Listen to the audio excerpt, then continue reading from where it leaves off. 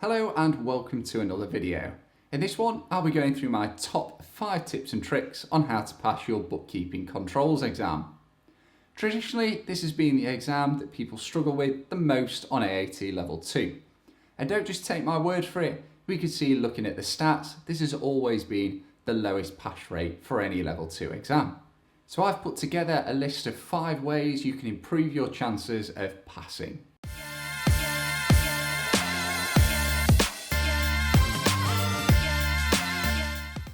Firstly, if you like this video, I'd really appreciate a thumbs up and be sure to subscribe to my channel for further videos on tutorials, exam run-throughs and tips on passing your next exam. So let's get started with tip number 1. AAT Resources. It's so surprising to me how many people don't utilise the resources that AAT give you. If you log into your account and jump into the lifelong learning portal, you'll be able to find e-learning videos, helpful guides and most importantly, the examiner's report and the mock exams.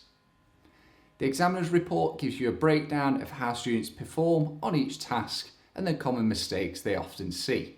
For example, in task 5 they've identified one of the common mistakes as students swapping the debit and credit entries around on sales and sales returns and purchases and purchase returns.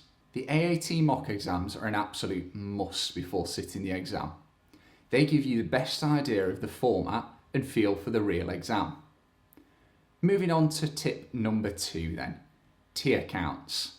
I see a distinct difference between people who scribble down their tier counts on a piece of paper and those who don't when it comes to success within this exam. Tier counts allow you to visualise what is going on in full. You'll often find that within Bookkeeping Controls that they give you a question and they expect you to already know what has happened in the past in order to reach the point at which they're asking the question. Using a tier count allows you to map out what has already happened in order for you to be able to then answer the questions more easily. This couldn't be truer than when you get to journals and correction of errors. Being able to show what has happened, what should have happened, and how you get from one to the other is paramount to answering those questions correctly. Moral of the story, use tier counts. Tip number 3 then. Know the exam info, and why wouldn't you if you're planning on sitting the exam? But what do I mean by this? Well, number of marks, how long to spend on each task, practice under time conditions, and how many marks in order to pass.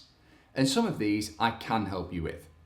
You need to complete the exam within 1 hour and 30 minutes, and there are 10 tasks to complete and 120 marks on offer. Which means with a competency level set at 70%, you'll require 84 out of 120 marks in order to pass. I unfortunately can't help with timings because I'm sure, as you'll appreciate, you'll all be quicker on certain tasks than you are on others.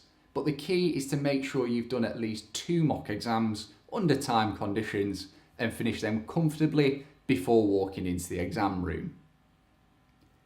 Tip number 4. Apply the basic principles of bookkeeping.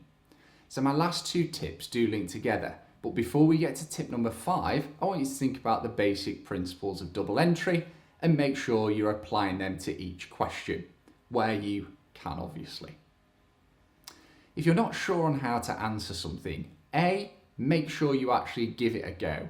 There's no point in leaving a box blank, but B, apply your basic double entry bookkeeping principles. Think about the following.